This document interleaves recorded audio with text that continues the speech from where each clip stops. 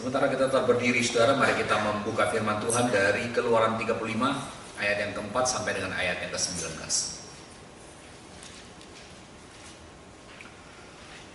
Keluaran 35 ayat 4 sampai dengan ayat yang ke-19. Berkatalah Musa kepada segenap jemaah Israel, inilah firman yang diperintahkan Tuhan, bunyinya, ambillah bagi Tuhan persembahan kudus dari barang kepunyaanmu. Setiap orang yang terdorong hatinya harus membawanya sebagai persembahan khusus kepada Tuhan.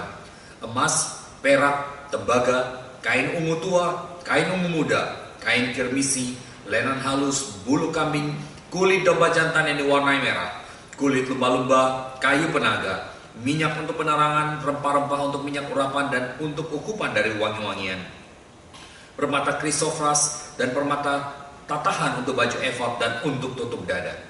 Segala orang yang ahli di antara kamu haruslah datang untuk membuat segala yang diperintahkan Tuhan, yakni kemah suci, atap kemahnya dan tudungnya, kaitannya dan papannya, kayu lintangnya, tiangnya dan alasnya, tabut dengan kayu pengusungnya, tutut perdamaian dan tabir penundung, meja dengan kayu pengusungnya, segala perkakas dan roti sajian, kandil untuk penerangan dengan perkakasnya, lampunya dan minyak untuk penerangan, mezbah pembakaran ukupan dengan kayu pengusungnya, minyak urapan dan ukupan dari wangi-wangian, tirai pintu masuk pintu kemah suci, mezbah korban bakaran dan kisi-kisi tembaganya, kayu pengusungnya dan segala perkakasnya, bejana pembasuhan dengan alasnya, layar pelataran, tiangnya, alasnya, dan tiang pintu gerbang pelataran itu, patok kemah suci dan patok pelataran dan talinya, pakaian jabatan untuk menyelenggarakan kebaktian di tempat kudus dan pakaian kudus bagi imam Harun dan pakaian anak-anaknya untuk memegang jabatan iman.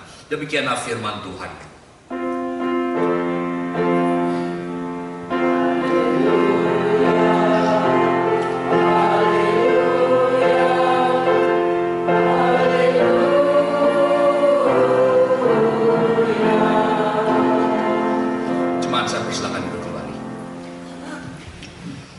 Pagi saudara-saudara, senang bisa kembali lagi ke gereja ini dan terima kasih untuk kesempatan yang diberikan.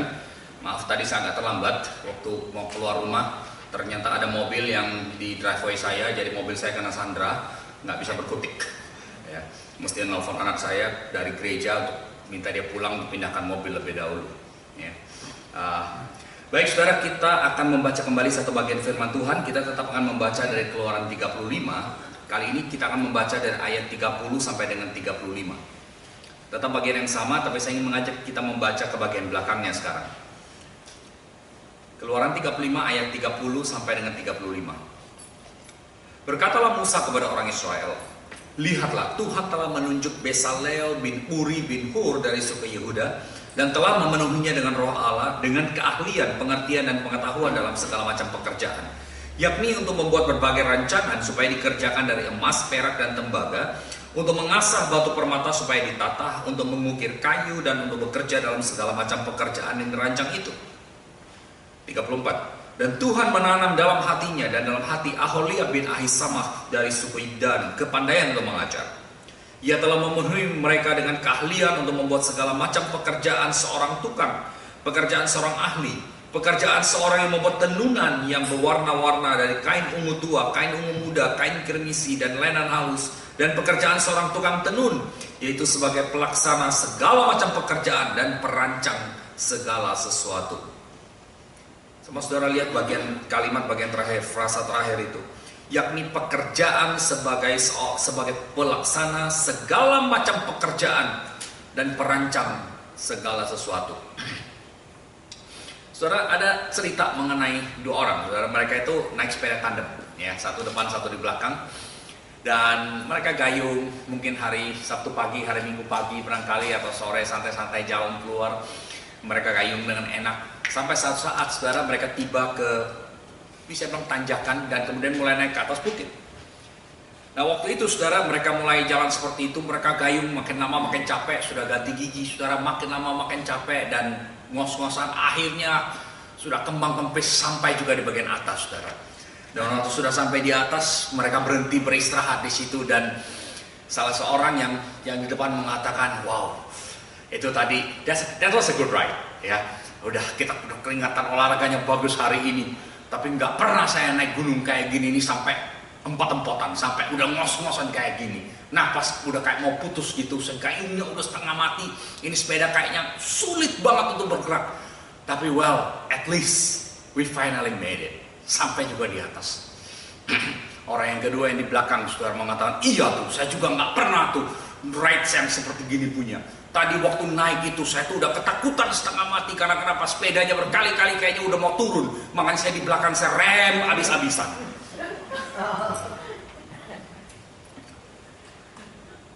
Saudara, kalau saudara tanya mereka tuh kerja sama nggak? Oh ya, mereka sama-sama, saudara. Mereka di atas sepeda yang sama, ya. Dan sama-sama sampai ke atas gunung, sama-sama mencapai tujuan mereka. Mereka nggak berantem, ya. Yang di belakang nggak kasih komando, suruh di depan supaya lebih cepat. Yang di belakang juga, yang di depan kayaknya nggak teriak-teriak, sama di belakang suruh gayung lebih cepat, ya. Mereka sama-sama bekerja. Dan yang kedua, saudara, dua-duanya bekerja keras, ya kan?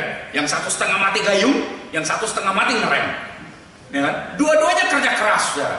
Tapi apa yang menjadi masalah yang membuat kita lalu pikir ini merupakan satu cerita yang barangkali kita bisa anggap konyol, tetapi saudara, satu hal yang bisa dikatakan barangkali cukup menyedihkan, bahwa walaupun cerita ini kalau cerita sepeda barangkali konyol, tetapi pelajarannya saudara sebetulnya adalah sesuatu yang banyak terjadi di dalam gereja pada saat ini.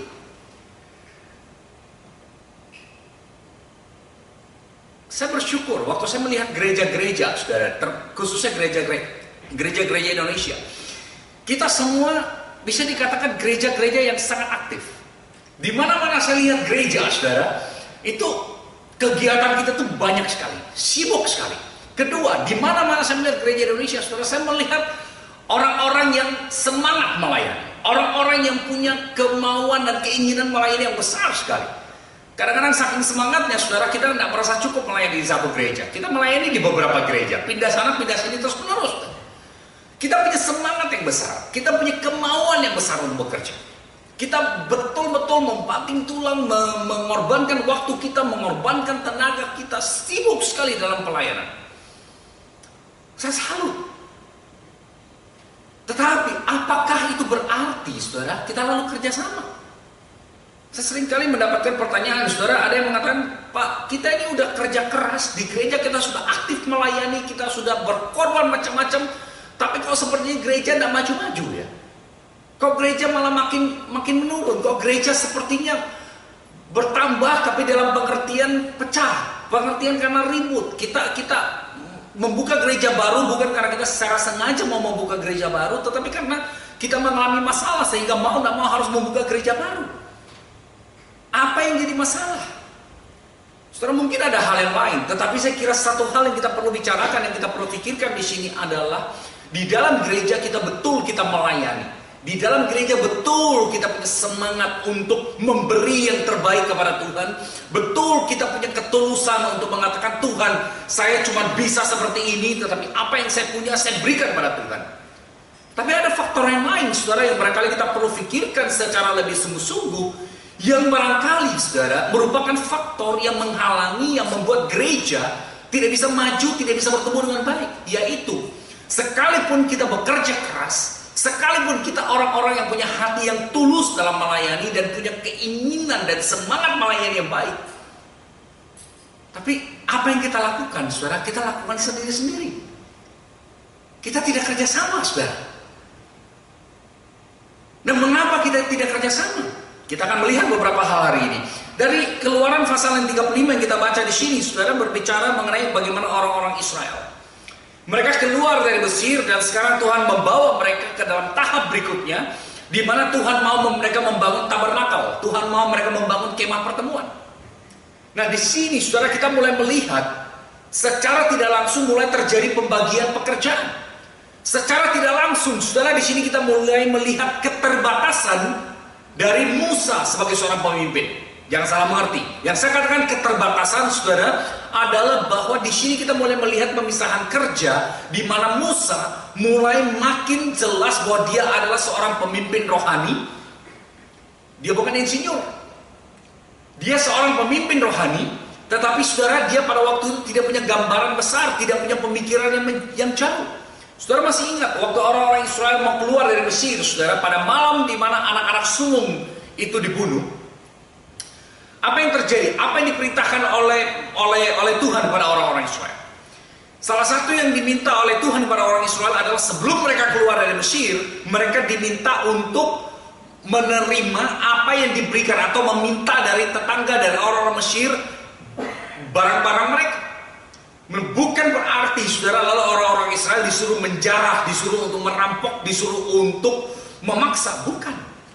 Orang Israel barangkali waktu itu tidak banyak memikirkan apa alasannya, mengapa Tuhan memerintahkan mereka melakukan seperti itu.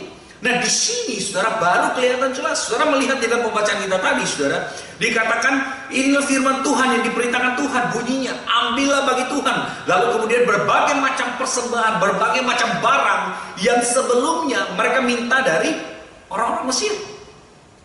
Barang-barang yang berharga itu, yang bukan untuk mereka pribadi. Apa yang Tuhan sudah berikan, Tuhan minta mereka kumpulkan dari orang-orang Mesir, ternyata itu adalah dipakai untuk pembangunan kemah pertemuan. Nah di sini saya mau berhenti sejenak, saudara, karena saya pikir ini merupakan titik yang baik, merupakan pelajaran yang baik untuk kembali mengingatkan kita apa yang kita sudah sering katakan dalam kata-kata kita sehari-hari, bahwa apa yang Tuhan berikan kepada kita, apa yang saya punya, itu semuanya adalah pemberian Tuhan. Pertanyaan saya, saudara, seberapa rela kita memberikan apa yang Tuhan sudah berikan itu untuk pekerjaan Tuhan? Kalau kita betul-betul menyadari bahwa apa yang kita punya ini adalah titipan dari Tuhan, mobil saya, rumah saya, keluarga saya, kehidupan saya, bakat saya, kemampuan saya, ini adalah pemberian Tuhan. Apakah kita punya satu kerelaan waktu Tuhan memanggil dan memberi kepada kita, saudara? Kita punya satu kerelaan untuk memberikan. Seringkali kita begitu mencintai apa yang Tuhan sudah berikan, sehingga waktu Tuhan memintanya kembali, kita tidak rela untuk memberikan. Kita tidak siap, karena kenapa? Kita tahu ini bukan saya punya, tapi sudah bertahun-tahun saya yang jaga, sudah bertahun-tahun saya rawat, sudah bertahun-tahun saya miliki. Tidak mudah untuk menyerahkan kembali. Karena kenapa? Saya merasa ini hidup saya, ini milik saya. Orang-orang Israel diberikan dari orang-orang Mesir. Mereka memperoleh harta, memperoleh benda-benda berharga dari orang Mesir. Mudah sekali bagi mereka untuk mengatakan, ini kan saya punya. Selama perjalanan ini saya sudah rawat dengan baik, saya sudah nikmati. Sekarang saya harus serahkan. Orang-orang Israel di ayat 5 dikatakan, ambillah bagi Tuhan persembahan khusus dari barang kepunyaanmu. Tidak gampang, saudara, waktu kita punya sesuatu, lalu kita mau menyerahkan. Karena kenapa? Bukan saja tidak mudah untuk menyerahkan, seringkali kita mau mengontrol, kita mau mengendalikan, kita mau menentukan bagaimana supaya barang ini bisa dipergunakan. Ini berkaitan, saudara, dan apa yang saya ingin bicara mengenai kita kerjasama. Seringkali di dalam gereja, saudara, kita bersedia memberi sesuatu dengan syarat agar apa yang saya berikan itu bisa digunakan sesuai dengan apa yang saya inginkan, sesuai dengan cara saya, sesuai dengan rencana saya, sesuai dengan keinginan saya. Tadi Bapak mengatakan gotong royong. Saudara, gotong royong, kerjasama itu bukan hal yang mudah. It's lifetime, betul, tidak mudah. Karena kenapa, saudara? Untuk kita bersedia, untuk bisa bekerja sama, itu berarti saya dan saudara harus bersedia melepaskan ego kita. Bukan cuma sekedar mengatakan, ayo mari kita menyanyi bersama. Kita bisa melakukan sesuatu bersama-sama. Oke? Saudara dengar baik-baik ya. Kita bisa melakukan sesuatu bersama-sama. Tapi melakukan sesuatu bersama-sama bukan berarti kita bekerja sama. Kita bisa melakukan sesuatu bersama-sama, melakukan hal yang sama pada saat yang sama, secara bersama-sama. Oke? Tapi bukan berarti kita bekerja sama. Kalau kita mau lebih lanjut lagi, dan kita tidak akan bicara terlalu jauh sampai ke sini, tapi saya ingin tinggalkan ini pada saudara. Kita bekerja bersama pun, oke? kita bekerja bersama pun belum berarti kita adalah merupakan satu tim. Teamwork itu lebih dalam daripada sekedar bekerja sama. Ya, kita nggak punya kesempatan bicara sejauh itu. Tapi hari ini saya ingin berhenti sampai di sini. Kita melakukan sesuatu bersama-sama, melakukan hal yang sama pada waktu yang sama, di tempat yang sama, bukan berarti kita otomatis bekerja sama. Saya berikan contoh. Saya sebagai pemimpin di sini, pemimpin pujian, sebagai apa? Saya bisa meminta, mari kita berdiri. Semua orang berdiri. Mari kita menyanyi lagu nomor sekian, mari kita lakukan ini, kita lakukan itu. Semua lakukan. Apakah berarti kita bekerja sama? Kita melakukan hal yang sama pada saat yang sama, di tempat yang sama, tapi saudara, belum tentu kita betul-betul bekerja sama. Karena kenapa saudara? Bekerja sama itu mengharuskan satu hal yang sama. Ayat 11 mengatakan, yang kita mau lakukan adalah untuk apa? Untuk membangun kemah suci. Untuk membangun kemah suci. Dengan kata lain, bahan pertama di dalam bekerja sama adalah kita perlu memiliki tujuan yang sama. Kita perlu memiliki tujuan yang sama. Kalau yang satu tujuannya untuk naik ke atas, yang satu tujuannya adalah supaya tidak turun ke bawah, mereka akan melakukan dengan cara yang berbeda. Yang gayung sepeda akan berusaha gayung setengah mati supaya dia sampai ke atas. Yang berusaha mencegah untuk turun supaya jangan sampai dia turun ke bawah, dia akan ngerem supaya tidak turun ke bawah. Di dalam gereja, kita bisa sama-sama berdiri, kita bisa sama-sama menyanyi, tetapi apakah kita punya tujuan yang sama? Bisa saja saya berdiri karena saya dari tadi udah duduk, saya udah capek duduk, saya mau stretching sedikit, saya mau meregangkan badan saya mau lebih rileks sedikit. Saya mau berdiri karena badan saya rasanya sudah mulai kaku. Jadi enak waktu disuruh berdiri, ya sudah berdiri aja. Ya. Waktu kita menyanyi, ya disuruh menyanyi, saya mungkin menyanyi karena kenapa? Saya suka lagu ini. Lalu saya mungkin menyanyi karena sungkan kalau saya tidak bersuara, dilihatin terus. Apakah berarti otomatis kita menyanyi lalu kita mengatakan kita betul-betul memuji Tuhan? Barangkali iya, barangkali tidak. Mungkin saya menyanyi itu saya suka melodinya. Saya tahu ada pemain musik yang kalau saya tahu pemain musik biasanya kalau mereka pilih lagu, ya kadang-kadang pemain musik tidak pikir kata-katanya, dia pikir apa? Melodinya enak apa enggak? Ini kuncinya enak nggak dimainkan. Buat kita yang menyanyi, saudara, yang kita pikirkan bukan musiknya, bukan melodinya. Yang kita pikirkan adalah kata-katanya cocok apa enggak. Pemimpin pujian, saudara, seringkali mengatakan saya suka, saya pengen nyanyi lagu ini. Belum tentu sesuai dengan apa yang mau dikhotbahkan pada hari itu. Lagunya bagus, kata-katanya rohani, kata-katanya cocok, tapi belum tentu sesuai dengan tema khotbah pada hari itu, belum tentu sesuai dengan apa yang ingin dicapai. Kita bisa melakukan berbagai hal yang rohani, tetapi belum tentu itu merupakan sesuatu yang membangun kerohanian kita, dan belum tentu itu betul-betul merupakan sesuatu yang memuji Tuhan. Waktu kita mau bekerja sama, saudara, satu hal yang paling pertama, yang paling awal kita harus pikirkan adalah apa yang kita mau capai, bukan apa yang kita mau lakukan. Apa yang kita mau capai, tujuannya ini apa? Sesudah kita tahu tujuannya, saudara, baru kemudian kita bisa mengatakan kita membutuhkan orang seperti ini, orang seperti itu. Langkah berikutnya, metodenya seperti apa? Siapa yang kita akan ajak bekerja sama dalam hal ini? Banyak kali, saudara, gereja itu tidak punya tujuan yang jelas.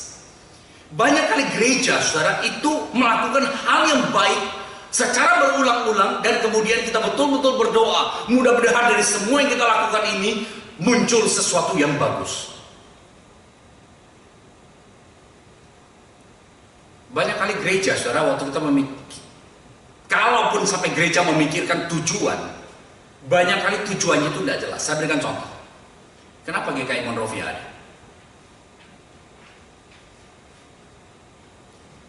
Pernahkah kita berpikir kenapa gereja ini ada? Waktu saya tinggalkan GBIP Monrovia, saudara, salah satu hal yang saya katakan pada jemaat saya adalah saya tidak akan membuka gereja baru.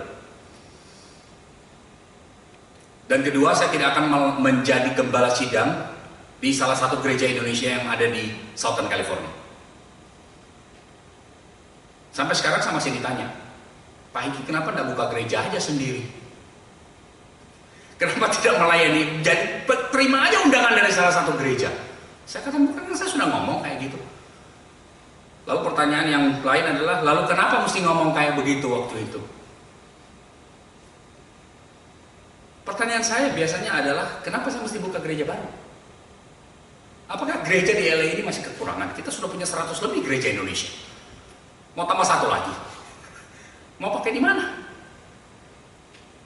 Sudah ada gereja Baptis Indonesia yang pertama di situ. Ini sudah ada gereja Kristen Indonesia. Mau apa? Buka gereja Kristen Baptis Indonesia pertama. Saudara mengerti maksud saya? Kenapa kita ada di sini? Jawaban yang biasanya muncul adalah untuk melayani Tuhan, berbakti pada Tuhan, untuk menginjil. Apakah betul, saudara? Itu barangkali satu tujuan yang besar sekali, satu tujuan yang rohani sendiri, rohani sekali. Tetapi keberadaan kita, apa yang menjadi tujuan yang kita mau capai? Kita mau menginjili seluruh dunia. Pergilah, jadikanlah sekalian bangsa muridku. Betul? Bagus? Setuju? Amin, saudara? Ya, bangun dong. Amin? Menjadikan segala bangsa muridku. Berapa bangsa yang saudara jangkau sekarang? Jangan jauh-jauh. Berapa banyak orang Indonesia yang kita jangkau sekarang? Jangan jauh-jauh. Waktu ada orang baru di gereja kita, berapa di antara orang baru itu adalah orang yang betul-betul baru dan bukan pindahan dari gereja lain? Dan kalau saya bisa tanya secara lebih tajam lagi, kalau kita bicara tujuan kita adalah penginjilan, dari orang baru yang hadir itu, berapa banyak yang merupakan hasil upaya kita keluar menjangkau dia, dan bukan Tuhan secara ajaib sekali atau mengirim orang. Bahasa Inggris mengatakan out of the blue. Orang ini datang mengatakan, saya mau bicara dengan kamu, saya mau kenal Tuhan Yesus. Puji Tuhan, hari ini kita dapat satu orang baru. Saudara, sebagai pendeta saya harus mengakui, seringkali waktu saya menjadi gembala sidang, waktu saya habis untuk merawat atau taking care of jemaat saya, yang sakit lah, yang mau pindah rumah lah, yang mau ini, yang mau itu, dan saya tidak punya banyak waktu untuk keluar mencari orang baru. Terlalu sibuk, saudara. Dari satu rumah sakit ke rumah sakit lain, dari satu orang sakit ke orang sakit lain, dari satu orang bermasalah ke orang bermasalah lain. Hampir semua pembesukan, saya bisa bayangkan ya, satu minggu pembesukan 3 kali gitu, bisa bilang 3 kali itu semua kepada jemaat, untuk yang sudah lama datang gereja supaya dia kembali lagi. Dengan kata lain, saudara, sebagai gembala sidang, seringkali yang saya lakukan itu cuma menjaga jangan sampai orang hilang. Saudara mau saya? Menjaga jangan sampai yang ada ini hilang. Kita baru selesai Piala Dunia, saudara. Seringkali gereja itu seperti kesebelasan yang mainnya pokoknya nggak cetak gol juga nggak apa-apa, yang penting kita jangan kebobolan. Kita jaga jangan sampai anggota kita hilang, itu saja. Makanya rajin besuk, rajin lakukan ini, kunjungi ini, usahakan ini. Berapa sering kita betul-betul memikirkan untuk keluar, untuk menjangkau orang baru. Saya harus jujur mengakui, saudara, seringkali itu bukan hal yang paling utama. Walaupun di atas mimbar barangkali saya khotbah tentang penginjilan. Apa tujuan keberadaan GKI Monrovia, saudara? Mengapa kita ada di sini pada hari ini? Orang Israel dikumpulkan supaya mereka membangun kemah suci. Ini tujuan bersama mereka. Ini yang mereka mau capai. Ini sasaran mereka. Mereka tidak katakan kami keluar dari sini supaya kami bisa memuliakan Tuhan, supaya kami bisa menjadi saksi Tuhan di tengah-tengah bangsa-bangsa lain di padang gurun ini, supaya mereka mengenal Tuhan. Semua itu bagus, saudara. Tujuan itu harus sesuatu yang bisa dicapai, sesuatu yang bisa kita ukur, sesuatu yang jelas. Karena kalau tidak, saudara, tujuan itu tidak akan pernah bisa kita mengerti, itu cuma di angan-angan saja. Kalau Kalau tujuan itu tidak jelas, saudara, kita tidak akan pernah tahu kita ini sudah sampai atau tidak. Saya tadi mau ke sini, saudara. Saya tahu saya akan terlambat. Saya punya tujuan untuk sampai di sini. Dan kemudian karena saya punya tujuan sampai ke sini, saudara, saya berusaha memikirkan bagaimana jalan yang paling ringkas, cara yang paling mudah untuk bisa datang ke sini. Tujuan, saudara, itu mempengaruhi cara hidup kita. Boleh saya tanya, saudara, apa yang menjadi tujuan hidup kita? Apa yang menjadi tujuan hidup saudara dan saya? Kira-kira setahun ini, saudara, saya banyak memikirkan pertanyaan ini dan saya tidak tahu kenapa. Saya banyak memikirkan begini, kalau hari ini adalah hari terakhir dari hidup saya, kira-kira apa bedanya? Apa yang saya akan lakukan yang berbeda dari yang saya biasa lakukan? Setelah dengan saya? Khususnya peristiwa baru-baru dengan Malaysia Airlines itu, ya, flight MH berapa? 17 ya, MH 17. Waktu saya lihat, waktu dapat berita kecelakaan Malaysia Airlines, saya pikir no, not anymore, ya. Ternyata ini bukan hilang, bukan apa ya, ditembak jatuh. Saya pikir gini ya, saya duduk dalam pesawat itu, senang-senang dari mana? Amsterdam ke KL kalau nggak salah ya. Dari Amsterdam mau ke KL gitu, mau pulang ya kan. Saya nggak tahu mereka udah terbang berapa jam di situ. Saya nggak tahu persisnya jam berapa, mungkin lagi tidur, ada yang barangkali lagi makan atau I don't know what they were doing. Berapa banyak di antara mereka, saudara, yang menyadari waktu itu ada rudal yang lagi terbang menuju ke arah pesawat mereka. Dan hidup mereka itu tinggal beberapa detik. Bayangan saya, ratusan orang di dalam itu, mereka sama sekali have no idea bahwa hidup mereka itu sudah hampir berakhir. Dan saya memikirkan ya, mereka menjadi korban itu. Berapa banyak di antara mereka yang tidak mati di tempat, dan mereka jatuh ketinggian berapa? 33.000 ya kalau nggak salah.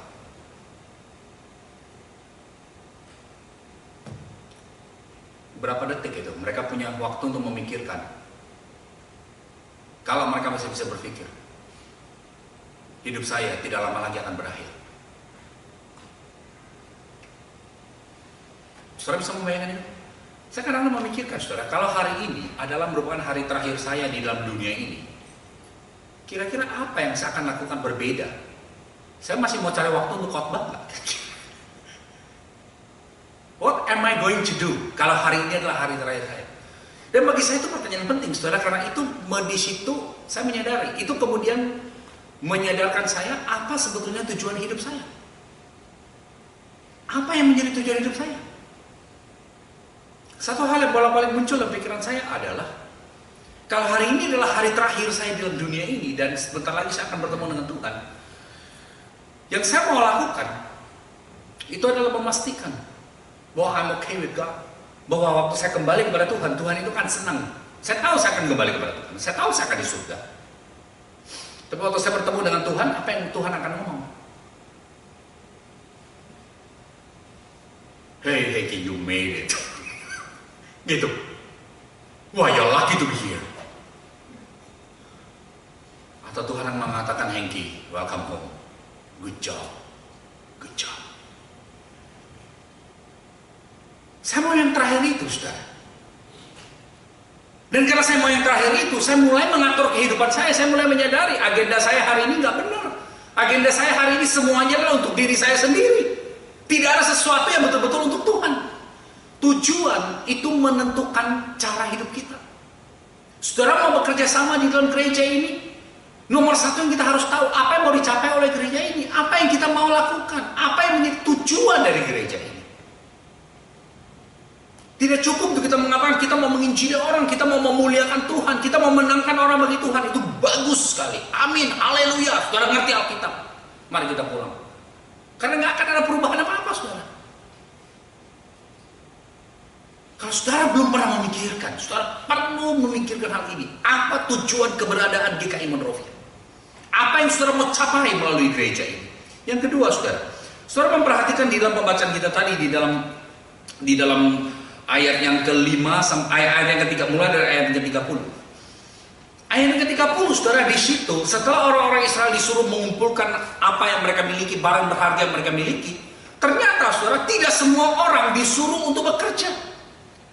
Dari pembacaan kita tadi di sini, saudara, bekerja sama itu bukan berarti semua orang bekerja dalam arti hands on, dalam arti betul-betul mempergunakan tangan. Ada dua orang yang dipanggil, saudara, di sini, Besaleel dan Aholiab. Mereka dipanggil untuk apa? Menjadi kepala, menjadi pemimpin, menjadi orang-orang yang betul-betul melakukan pekerjaan ini. Dan mereka bukan cuma sekedar orang yang dikatakan menjadi mandor, tapi dikatakan di sini ayat 35, mereka itu adalah pelaksana segala macam pekerjaan dan perancang segala sesuatu. Dengan kata lain, mereka ini kepalanya, saudara. Kepalanya bukan Musa. Satu masalah yang terjadi di dalam gereja, seringkali kita sebagai pendeta, saya sebagai pendeta, saudara, kita mau melakukan segala sesuatu atau disuruh melakukan segala sesuatu. Tidak bisa, saudara. Pendeta punya kemampuan tertentu, tetapi tidak bisa semuanya. Banyak pendeta punya kemampuan untuk main piano. Banyak istri pendeta bisa main piano. Saya nggak bisa main piano, saudara. Disuruh apapun nggak bisa main piano. Mau dipaksa, mau ditembak mati pun gak jadi-jadi, saudara. Itu bukan kemampuan saya. Dan saudara gak akan mau kalau saya main piano. Gak tahu kuncinya apa, saudara. Saya punya kemampuan yang lain, saya punya keterampilan yang lain. Di dalam gereja, saudara, kita yang kedua yang kita akan pelajari hari ini, yang kedua, kita mesti punya kesediaan, kerelaan untuk diatur.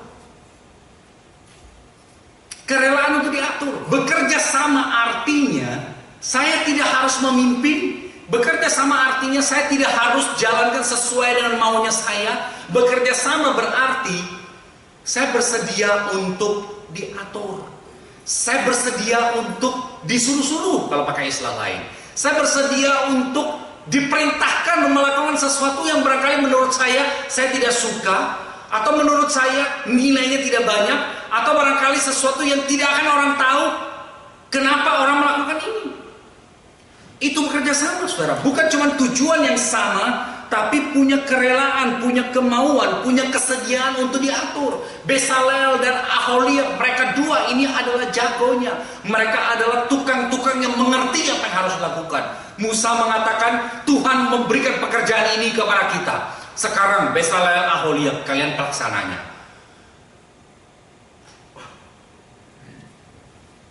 Besaleel dan Aholiab kemudian barangkali akan mengatakan kepada Musa, kalau engkau mau kami melakukan ini, can you do one thing? Stay away from us.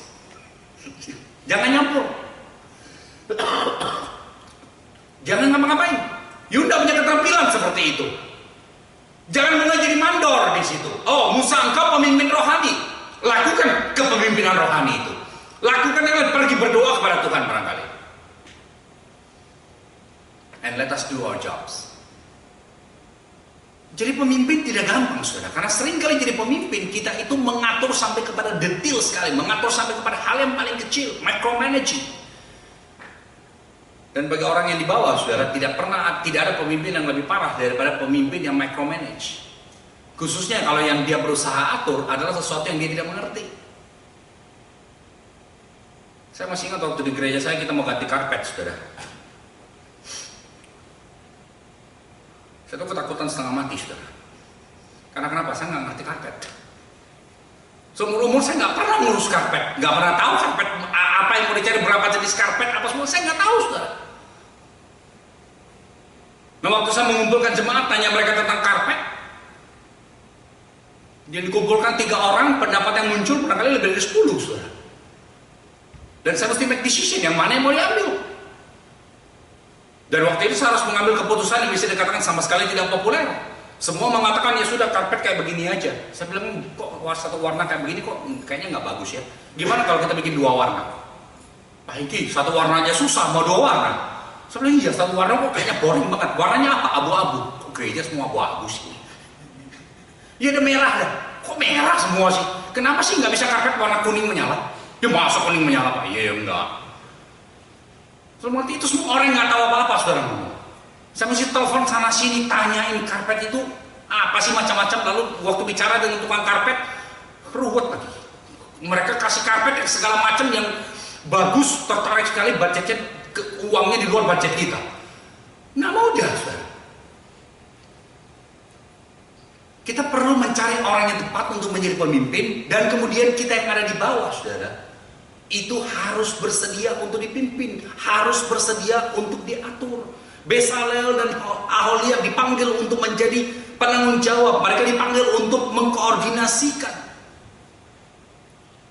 Orang-orang Israel yang lain, saudara, itu diatur. Bezalel dan Aholiab yang mengatakan, ini yang kamu lakukan, kamu tenun kainnya seperti ini, cara tenunannya seperti ini, caranya untuk mewarnai seperti ini. Bagian kamu adalah untuk mompa api tungku pembakaran itu. Ya, kamu udah berbuat apa-apa. Bagian kamu cuma satu. Pastikan apinya ini menyala sampai tetap cukup panas. Dia sama sekali tidak pernah nyentuh masnya, nggak pernah menyentuh yang lainnya. Tugasnya dia cuma di belakang layar dengan tidak berpakaian, mereka pakai celana tok di situ, lalu mompa di situ supaya tungku pembakaran untuk emas, untuk tembaga, untuk barang-barang lain itu tetap panas. Orang lain barangkali tugasnya dikatakan, kamu tuh punya kemampuan untuk negosiasi. Kamu pergi kepada suku-suku bangsa lain yang ada di sekitar sini. Kita masih kekurangan bahan ini, kita masih kekurangan bahan itu. Saya bayangkan waktu mereka merancang, saudara, kemah pertemuan itu, saya nggak tahu berapa banyak desain yang muncul, saudara. Ada yang mengatakan, kok rasanya nggak enak kalau ini modelnya kerucut kayak begini ya. Ini kan repot kalau kayunya kayak begini. Ini kurang panjang, ini kurang bulat, ini kurang hitam warnanya, ini kurang putih warnanya. Kalau saudara beli kursi kayak begini, tanya nggak kepada jemaat? Satu keputusan yang tidak populer yang saya lakukan waktu kita gereja kami ganti karpet adalah saya umumkan kepada jemaat. Saya katakan, saya akan mengumpulkan beberapa orang menjadi semacam panitia kecil untuk karpet ini. Dan saya minta satu dari jemaat, minta dua dari jemaat sebetulnya. Nomor satu, keluarkan uang. Nomor dua, saya sudah keluarkan uang. Izinkan kami bekerja tanpa kami minta persetujuan mau warnanya apa, mau desainnya kayak apa. Dengan kata lain, saya sudah keluarkan uang. Dengan kata lain, saya nggak ngomong kayak begini ya. Setelah keluarkan uang, tutup mulut. Kalau nggak ditanya, jangan kasih ide. Bayangkan, saudara, kita ini semua barisan orang yang nggak ngerti karpet, nggak tahu apa-apa. Dan orang yang toko karpet sudah mengatakan, Pastor, semua yang kamu ngomong itu cocok untuk rumah, tapi itu nggak cocok untuk public place. Ya, itu benar kalau ganti karpet di rumah kayak begini, tapi you are not talking about home, dia bilang. You perlu karpet yang heavy duty. Saya senang karpet yang tebal. Dia bilang, Pastor, you nggak bisa punya karpet yang tebal kayak gitu. You mesti pikir di gereja kamu tuh banyak perempuan, dan perempuan itu pakai heel. Kaki mereka tuh bisa sakit kalau mereka jalan dengan karpet yang empuk-empuk yang you mau punya kayak begitu punya. Saya senang karpet yang empuk, Pak. Karpet yang mentol-mentol kayak enak kalau kayak gitu punya. Dia bilang, you have to think about them. Kemudian saya mikir, oh iya, saya bukan mikir yang pakai heel, saya mikir mereka yang pakai kursi roda. Karpetnya kalau terlalu dalam, terlalu empuk gitu tuh kursi roda setengah mati didorong gitu. Di rumah kan kita nggak pusing yang gitu punya, ya kan? Banyak hal, saudara, yang berbeda sekali. Saya bilang sama jemaat, saya sudah cukup pusing dengan segala macam kayak gitu. Jadi tolong setelah persembahan masuk, izinkan kami beberapa orang bekerja, dan izinkan kami untuk tidak minta persetujuan lagi. Mau karpetnya warna apa, mau desainnya kayak apa. Saudara bayangkan hari di mana kita sudah selesai pasang karpetnya, saudara, tidak ada orang gereja lihat. Beberapa panitia saya saja yang ada di situ. Bahkan salah satu panitia saya very sweet, she was a very sweet lady, still is. Dan dia ngomong gini, Pak Hengki, nggak salah tuh, mau ada warna kayak begini dan proporsinya kayak begini, warnanya yang sebegini seberapa besar, yang itu seberapa, nggak tahu tuh. Jangan tanya saya ayat Alkitabnya di mana, karpet mesti begini apa semua, I don't know. Perasaan saya setelah kita duduk bicara kayak gini, ini yang paling cocok. Bayangkan hari Minggu pertama, saudara, setelah karpet baru dipasang. Saya barangkali siap-siap untuk hari itu, hari terakhir saya, saudara. Hari Minggu datang ke gereja, buka pintu. Setelah jemaat datang masuk, what make it worse adalah jemaat-jemaat yang pertama datang bahkan nggak sadar kita sudah punya karpet baru. Come on. Sudah punya karpet baru, dia nggak sadar, saudara. Dia pikir, oh ini kok kayak sama aja dengan yang dulu.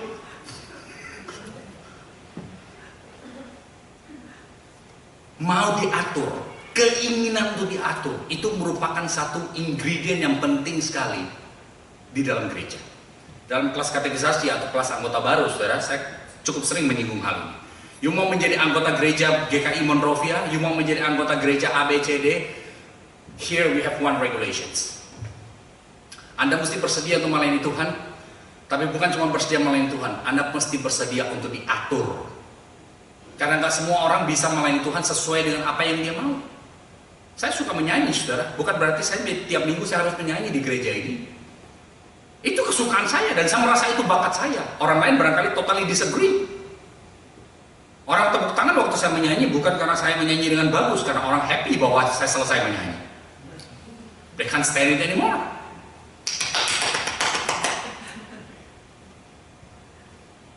Kalau kita tidak bersedia diatur, saudara, yang terjadi di dalam gereja adalah begini.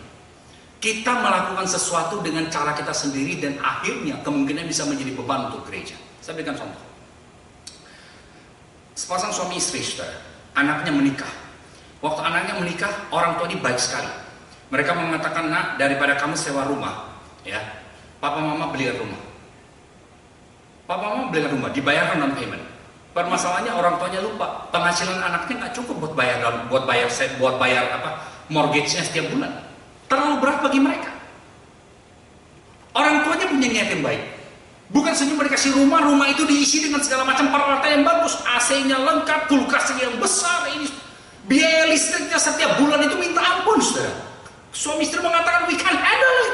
Di luar budget kita, di luar kemampuan kita. Mereka dua kerja keras, saudara, lalu satu malam mereka pikir gini, kita sudah kerja keras tiap malam, kita pulang sudah nggak tahu jam berapa, we just basically di rumah ini yang kita pakai cuma kamar tidur, we don't even eat at home. Lalu ngapain kita punya kitchen appliances, semua yang modern, yang bagus, tapi nggak pernah kepake, taking up spaces. Saya kadang-kadang berpikir seperti itu, saudara. Saya suka rumah yang besar dan saya harus suatu hari saya punya rumah yang besar. Tapi kemudian saya juga menyadari, saudara, yang saya perlu rumah berapa besar sih? Yang saya perlu berapa banyak sih? Saya kadang-kadang melihat kloset saya. Saya baru-baru pulang dari perjalanan kurang lebih 2 minggu. Dan kurang lebih 2 bulan dan hidupnya dari 1 koper. Saya pikir kalau saya bisa hidup dari 1 koper, saudara, selama 2 bulan, why do I need all these clothing? Saya di rumah nggak tahu punya berapa banyak baju, nggak tahu punya. Saya cukup dengan jas yang sama, nggak ada orang yang tahu bahwa saya pakai jas yang sama. Saya cukup ganti dasinya doang. Kita punya banyak sekali barang yang kita ada di rumah, saudara, dan kita tidak tahu apa yang kita perlukan. Kalau kita mau bekerja sama dalam gereja, saudara, kita perlu ada orang yang bersedia mengatakan, saya punya banyak ide, tapi kamu pemimpinnya. Tell me what to do, and I'll do it. Oh, tidak mudah menjadi orang seperti itu, saudara. Jadi pemimpin tidak gampang, tapi jadi pengikut itu jauh lebih sulit. Pemimpin paling enggak ada kelas mengenai leadership. Berapa banyak di antara saudara mengikuti kelas mengenai how to be followers? Banyak kelas mengenai bagaimana menjadi supervisors, bagaimana menjadi managers. Berapa banyak orang yang mengambil kelas belajar menjadi orang yang di-manage, menjadi orang yang diperintah sana perintah sini. Nah, gampang, saudara. Militer barangkali itu memiliki organisasi yang paling bagus di dunia. Mengapa, saudara? Bukan karena di dalamnya banyak orang pinter, tetapi militer itu punya satu keunggulan, yaitu bahwa bawahan itu mereka belajar satu hal, belajar mengikuti perintah. Dalam militer itu ada pepatah yang mengatakan yours is not the reason why, yours is to know what. Waktu komandan kasih perintah, bagian dia cuma mengatakan siap, saya lakukan. Dia nggak perlu ngerti kenapa dia harus melakukan itu. Dia nggak perlu tanya kenapa. Mari kita diskusikan dulu. Di dalam militer itu tidak ada demokrasi, saudara. Tapi banyak orang mengatakan militer itu juga yang paling demokratis. Karena kenapa? Semua orang bekerja.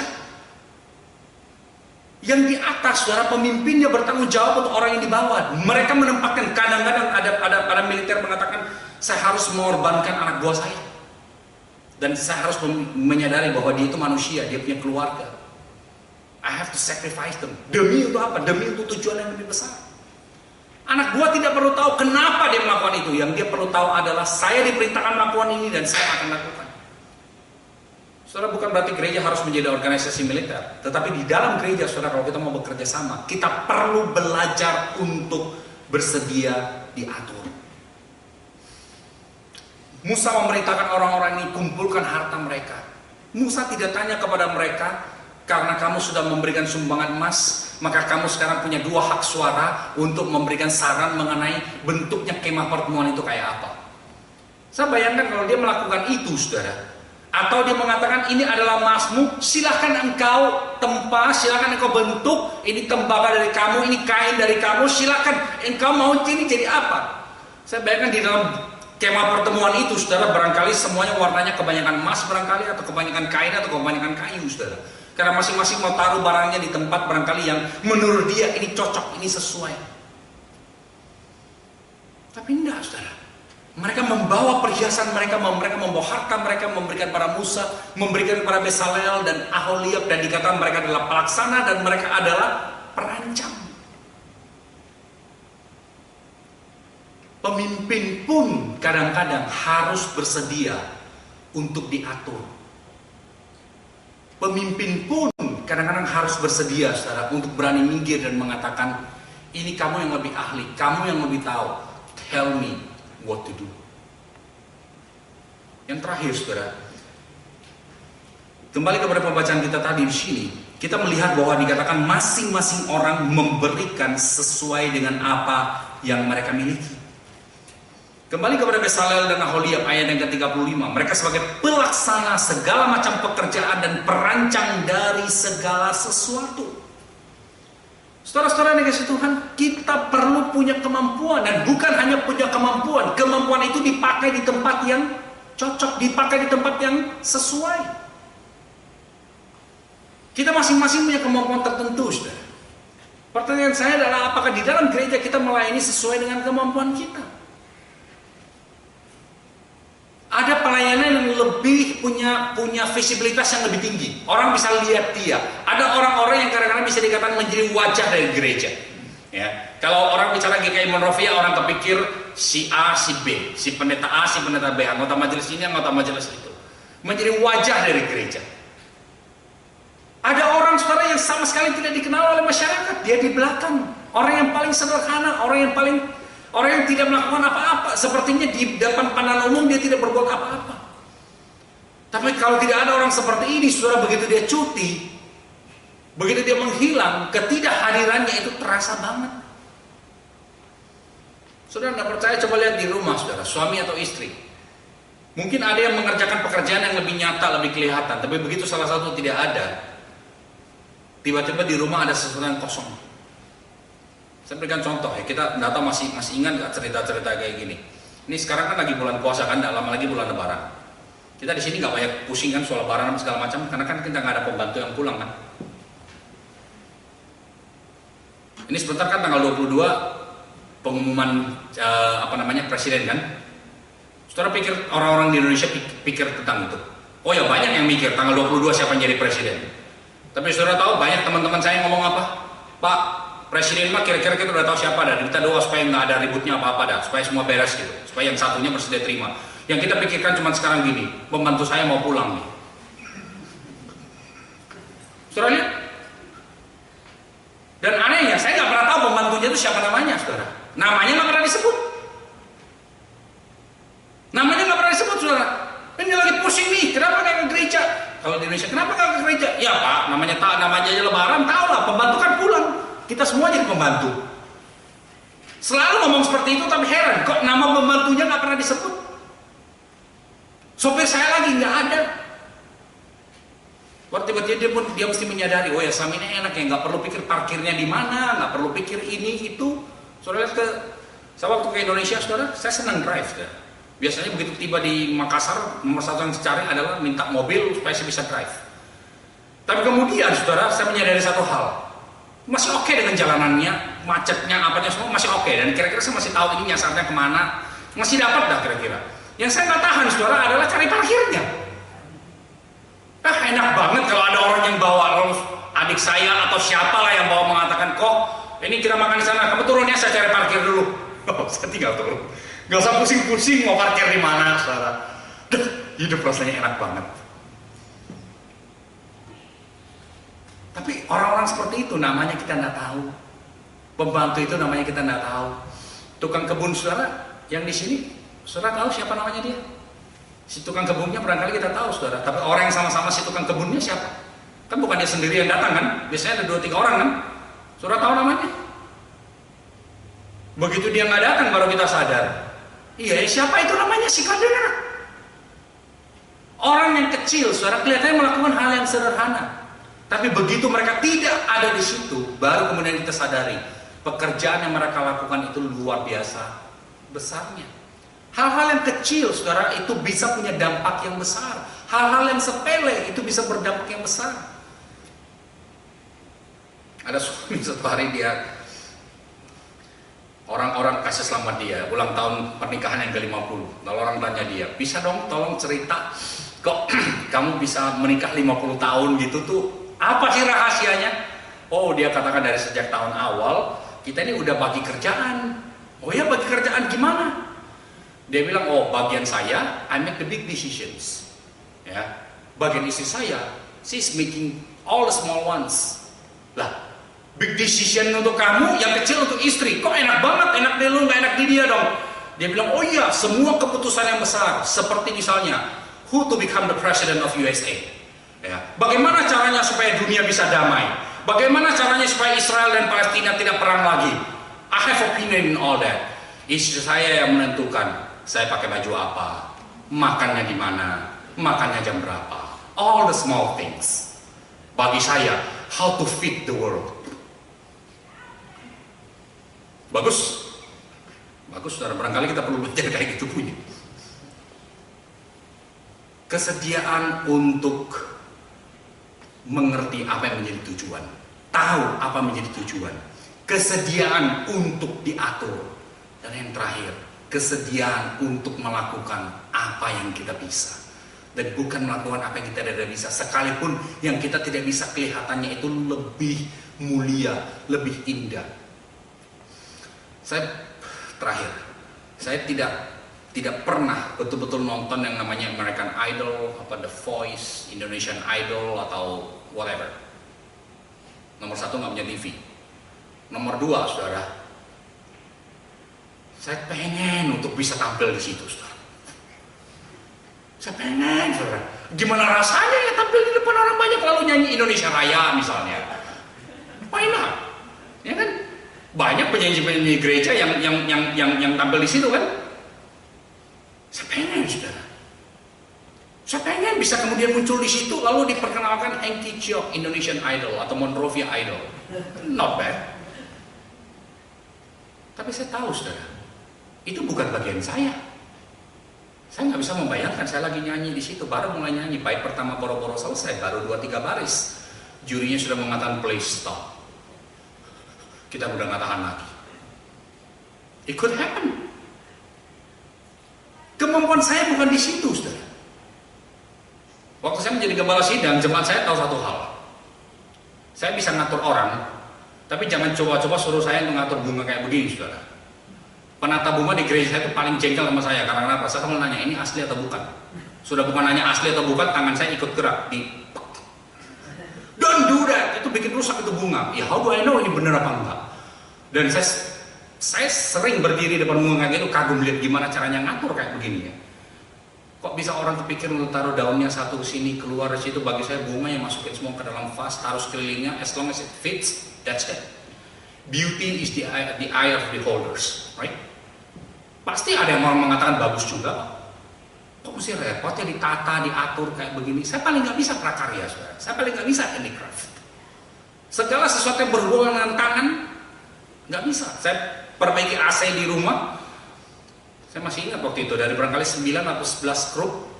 Setelah saya pasang semua, saya sudah pastikan semua bolong-bolongnya, semua tempat untuk nuts and screws itu semua sudah terpasang masuk.